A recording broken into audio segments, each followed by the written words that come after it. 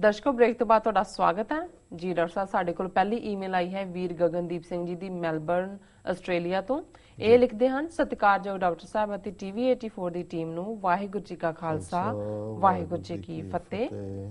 ਮੇਰੀ ਚਿੱਠੀ SOS ਸ਼ਾਮਲ ਕਰਨ ਲਈ ਧੰਨਵਾਦ। ਮੈਂ ਖਾਲਿਸਤਾਨ ਦੀ ਧਰਤੀ ਤੇ ਸਾਹ ਲੈਣ ਲਈ ਬਹੁਤ ਉਤਾਵਲਾ ਹਾਂ, ਪਰ ਮੇਰੇ ਕੋਲ ਕੋਈ ਨਹੀਂ ਹੈ ਜਿਸ ਨਾਲ ਮੈਂ ਖਾਲਿਸਤਾਨ ਪ੍ਰਤੀ ਆਪਣੇ ਵਿਚਾਰ ਸਾਂਝੇ ਕਰ ਸਕਾਂ।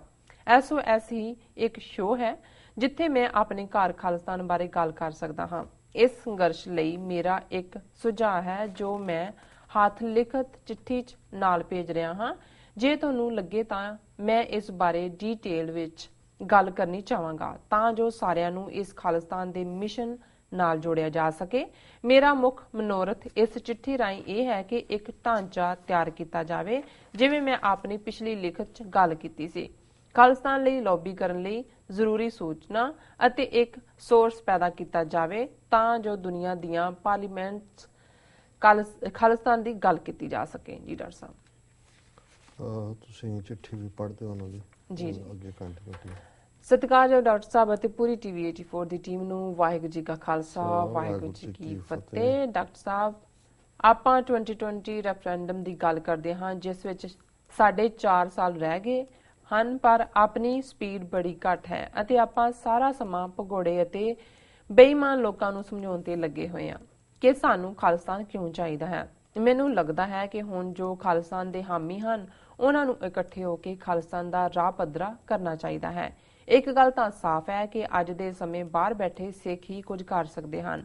ਸਾਨੂੰ ਸਾਰਿਆਂ ਨੂੰ ਮਿਲ ਕੇ ਆਪਣੇ ਆਪਣੇ ਸ਼ਹਿਰ ਜਾਂ ਸਟੇਟ ਦੇ MPs ਕੋਲ ਖਾਲਿਸਤਾਨ ਲਈ ਲੌਬੀ ਕਰਨੀ ਚਾਹੀਦੀ ਹੈ, ਪਰ ਸਭ ਤੋਂ ਵੱਡੀ ਘਾਟ ਇਹ ਹੈ ਕਿ ਅਸੀਂ ਆਪ ਕਿਸ ਤਰ੍ਹਾਂ ਇਕੱਠੇ ਹੋਈਏ। ਇਸ ਲਈ ਮੇਰੇ ਕੋਲ ਇੱਕ ਸੁਝਾਅ ਹੈ, ਜੇ ਠੀਕ ਲੱਗੇ ਤਾਂ ਸ਼ਾਮਿਲ ਕਰ ਲੈਣਾ। ਅਤੇ ਇਹ ਕੰਮ ਵੀ ਡਾਕਟਰ ਸਾਹਿਬ ਸਿਰਫ ਤੁਸੀਂ ਹੀ ਕਰ ਸਕਦੇ ਹੋ। ਤੁਹਾਡੇ ਕੋਲ ਦੁਨੀਆ ਦੇ ਹਰ ਵੱਡੇ ਸ਼ਹਿਰ ਤੋਂ ਈਮੇਲਸ ਆਉਂਦੀ ਹੈ। ਮੈਂ ਖਾਲਿਸਤਾਨ ਦੀ ਸੋਚ ਰੱਖਦੇ ਹਨ। ਤੁਸੀਂ ਉਹਨਾਂ ਨਾਲ ਤਾਲਮੇਲ ਬਣਾ ਕੇ ਇੱਕ ਮੀਟਿੰਗ ਰੱਖਿਓ ਤਾਂ ਕਿ ਦੁਨੀਆ ਦੇ ਹਰ ਵੱਡੇ ਸ਼ਹਿਰ ਵਿੱਚ ਇੱਕ ਸੋਚ ਵਾਲੇ ਵੀਕਲੀ ਜਾਂ ਫਿਰ ਮੰਥਲੀ ਇਕੱਠੇ ਹੋਣ ਅਤੇ ਸਿਰਫ ਖਾਲਿਸਤਾਨ ਦੀ ਪ੍ਰਾਪਤੀ ਲਈ ਸੁਝਾਅ ਅਤੇ ਮਸ਼ਵਰੇ ਦੇਣ।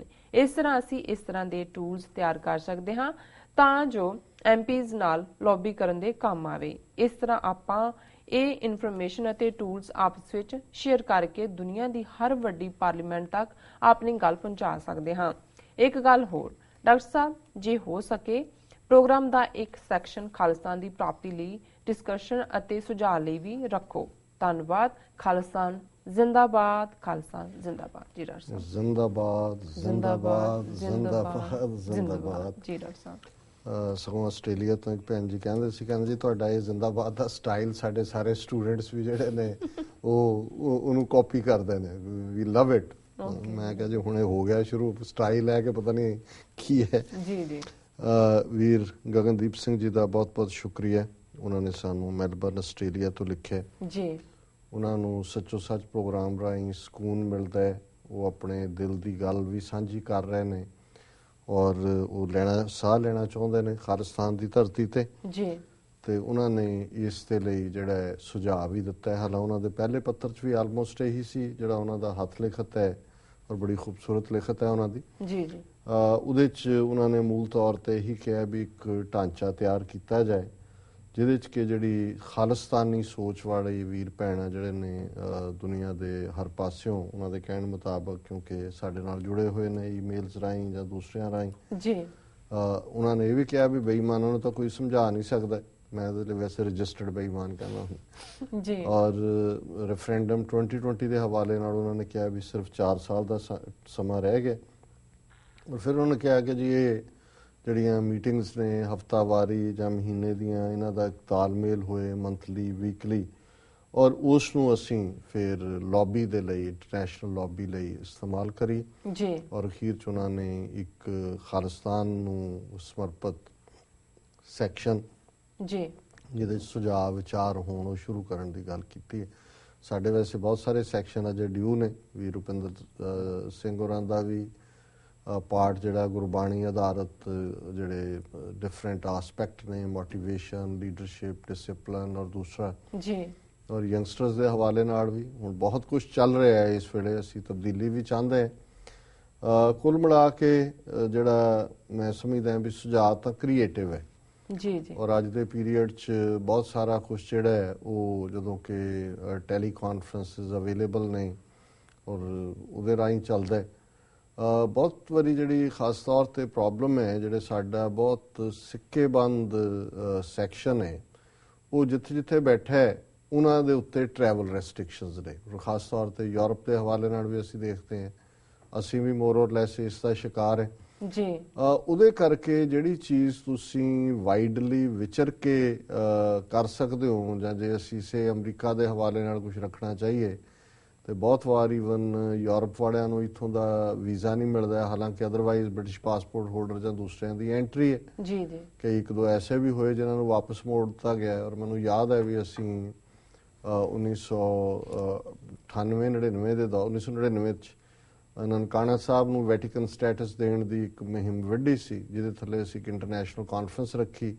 ਉਦੋਂ ਸਾਨੂੰ ਲੱਗਦਾ ਸੀ ਦੂਜੇ ਪਾਸੇ ਵੀ ਸਿੰਪੈਥੈਟਿਕ ਸੀ ਲਾਈਨ ਰਾਵੀ ਪਾਰ ਜੀ। ਸੋ ਉਹਦੇ ਚ ਬੇਸ਼ੱਕ 160 ਦੇ ਕਰੀਬ ਜਿਹੜੇ ਰਿਪਰੈਜ਼ੈਂਟੇਟਿਵ ਕਮ ਡੈਲੀਗੇਟ ਸਾਰੇ ਪਾਸਿਓਂ ਆਏ, ਪਰ ਬਹੁਤ ਸਾਰੀਆਂ ਥਾਵਾਂ ਤੋਂ ਯੂਰਪ ਦੇ ਵਿੱਚ ਵੀ, ਔਰ ਹਾਲਾਂਕਿ ਤੋਂ ਮੈਨੂੰ ਯਾਦ ਹੈ ਆਸਟ੍ਰੇਲੀਆ ਤੋਂ 5-6 ਨੁਮਾਇੰਦੇ ਆਏ, ਨਿਊਜ਼ੀਲੈਂਡ ਤੋਂ ਵੀ ਆਏ ਔਰ ਕੁਦਰਤੀ ਇੰਡੀਆ ਤੋਂ ਇੱਕ ਦੋ ਆਏ ਹੋਏ ਸੀ। ਲੇਕਿਨ ਜਿੱਥੋਂ ਅਸੀਂ ਰਿਪਰੈਜ਼ੈਂਟੇਸ਼ਨ ਜਾਂ ਕੁਝ ਜਿਹੜੇ ਵੀਰਾਂ ਨੂੰ ਅਸੀਂ ਚਾਹੁੰਦੇ ਸੀ ਉਹਨਾਂ ਨੂੰ ਵੀਜ਼ੇ ਨਹੀਂ ਦਿੱਤੇ ਗਏ ਜਾਂ ਇੱਕ ਦੋ ਨੂੰ ਵਾਪਸ ਵੀ ਮੋੜ ਦਿੱਤਾ ਗਿਆ ਜੀ। ਫਿਰ ਜਿਹੜਾ ਇਸ ਸਾਰੇ ਪਾਰਟ ਨੂੰ ਜਿਹੜਾ ਅਸੀਂ ਇਸ ਤਰੀਕੇ ਦੇ ਨਾਲ ਦੇਖਦੇ ਹਾਂ ਹੁਣ ਕਿ ਜਿਵੇਂ 6 ਫਾਰ ਜਸਟਿਸ ਨੇ ਰੈਫਰੈਂਡਮ 2020 ਦੀ ਲੀਡ ਲਈ ਹੋਈ ਹੈ, ਅਸੀਂ ਬਿਨਾਂ ਕੁਝ ਜਿਹੜਾ ਇਫਸ ਐਂਡ ਬਟਸ ਕ੍ਰੀਏਟ ਕੀਤੇ ਹੈ, ਇਹਨਾਂ ਨੂੰ ਅਸੀਂ ਮੁਕੰਮਲ ਸਪੋਰਟ ਦਿੰਦੇ ਤਾਂ ਕਿ ਇੱਕ ਅਵੇਅਰਨੈਸ ਕੈਂਪੇਨ ਦੇ ਵਿੱਚ ਇੱਕ ਨੈਟਵਰਕ ਬਣ ਰਿਹਾ ਹੈ। ਹਾਂਜੀ, ਔਰ ਹਾਲਾਂਕਿ ਜਿਹੜੀਆਂ ਇੱਥੋਂ ਦੀਆਂ ਸਥਾਪਿਤ ਜਥੇਬੰਦੀਆਂ ਸੀ, ਕੁਝ ਉਹਨਾਂ ਨੇ ਬੜਾ ਵਿਰੋਧ ਕੀਤਾ ਸ਼ੁਰੂ 'ਚ, ਕਿਉਂਕਿ ਜਦੋਂ ਵੀ ਕੋਈ ਨਵਾਂ ਆਉਂਦਾ ਹੈ ਰੀਡ ਲੈਣ ਲੱਗਦਾ ਹੈ, ਬਹੁਤਿਆਂ ਨੂੰ ਲੱਗਦਾ ਹੈ ਕਿ ਜੀ ਉਹ ਸਾਡੇ ਤੋਂ ਨਾ ਕੋਈ ਖੋਹ ਲਿਆ ਜਾਏ, ਤੁਸੀਂ ਕੋਈ ਨਵਾਂ ਐਂਕਰ ਰੱਖ ਲਓ। ਪੁਰਾਣੇ ਐਂਕਰਾਂ ਨੂੰ ਫਿਕਰ ਪੈ ਜਾਂਦਾ ਕਿ ਇਹ ਕਿਤੇ ਸਾਡੀ ਤਾਂ ਨਹੀਂ ਛੁੱਟੀ ਹੋਣ ਲੱਗੀ ਜੀ। ਸੋ ਇਸੇ ਤਰ੍ਹਾਂ ਅਸੀਂ ਇੰਗਲੈਂਡ ਦੇ ਹਵਾਲੇ ਨਾਲ ਸਿੱਖ ਫੈਡਰੇਸ਼ਨ ਨੇ ਜਿਸ ਤਰੀਕੇ ਦੇ ਨਾਲ ਸਿੱਖ ਏਜੰਡਾ ਬਣਾ ਕੇ ਲੌਬਿੰਗ ਕੀਤੀ ਹੈ, ਅਸੀਂ ਇਹਦੇ ਬਾਵਜੂਦ ਕਿ ਅਸੀਂ ਉਸ ਸਾਰੇ ਨੂੰ ਸਮਝਦੇ ਹਾਂ ਕਿ ਵੀ ਉਹਨਾਂ ਨੇ ਬਹੁਤ ਮਿਹਨਤ ਕੀਤੀ ਹੈ, ਪਰ ਅਸੀਂ ਬਹੁਤਾ ਨਾਲੋਂ ਉਸ ਸੈਟਅਪ ਨੂੰ ਹੀ ਹਮਾਇਤ ਦਿੰਦੇ ਹਾਂ ਜਿਹੜੇ ਆਲਰੇਡੀ ਕਰ ਰਹੇ ਨੇ। ਸੋ ਯੂਰਪ ਦੇ ਵਿੱਚ ਜਾਂ ਈਵਨ ਆਸਟ੍ਰੇਲੀਆ ਦੇ ਹਵਾਲੇ ਨਾਲ ਵੀ, ਹਾਲਾਂਕਿ ਆਸਟ੍ਰੇਲੀਆ 'ਚ ਸਿੱਖ ਫੈਡਰੇਸ਼ਨ ਨੇ ਬੜਾ ਕੰਮ ਕੀਤਾ ਹੈ, ਵੀਰ ਅਜੀਤ ਸਿੰਘ ਸਾਡੇ ਉੱਥੇ ਬੈਠੇ ਨੇ ਉਹਨਾਂ ਜ਼ਮਾਨਿਆਂ 'ਚ ਵੀ, ਔਰ ਇਸੇ ਤਰ੍ਹਾਂ ਨਿਊਜ਼ੀਲੈਂਡ ਦੇ ਵਿੱਚ ਵੀ ਕਾਫੀ ਕੰਮ ਰਿਹਾ।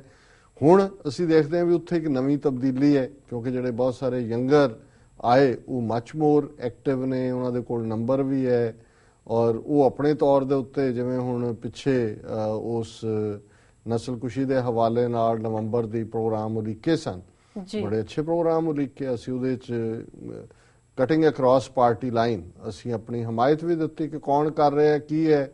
ਸੋ ਅਸੀਂ ਸਮਝਦੇ ਹਾਂ ਵੀ ਇਹੀ ਤਰੀਕਾ ਹੈ ਇੱਕ ਨੈਟਵਰਕ ਦਾ। ਪਰ ਇਸ ਵੇਲੇ ਜਿਹੜਾ ਸਾਡੀ ਵੱਡੀ ਡਿਸਅਪਾਇੰਟਮੈਂਟ, ਐਟਲੀਸਟ ਮੇਰੀ, ਕਿਉਂਕਿ ਅੱਜ ਵੀ ਮੇਰੀ ਪੰਜਾਬ 'ਚ ਗੱਲਬਾਤ ਹੋ ਰਹੀ ਸੀ ਕਿ ਜਿਹੜੀਆਂ ਸਾਡੀਆਂ ਉੱਥੇ ਧਿਰਾਂ ਨੇ, ਅੱਬਲ ਤਾਂ ਹੁਣ ਕੋਈ ਬਹੁਤਾ ਕਿਸੇ ਦੇ ਕੋਲ ਇਸ ਕਿਸਮ ਦਾ ਪ੍ਰਭਾਵ ਹੈ ਵੀ ਨਹੀਂ ਹੈ, ਉਹ ਵੀ ਕੋਈ ਸਾਂਝੀ ਲਾਈਨ ਦੇਣ ਨੂੰ ਤਿਆਰ ਨਹੀਂ, ਔਰ ਇਹ ਸਾਡਾ ਇੱਕ ਕਮਜ਼ੋਰ ਬੇਸ ਬਣਾਉਂਦਾ ਹੈ।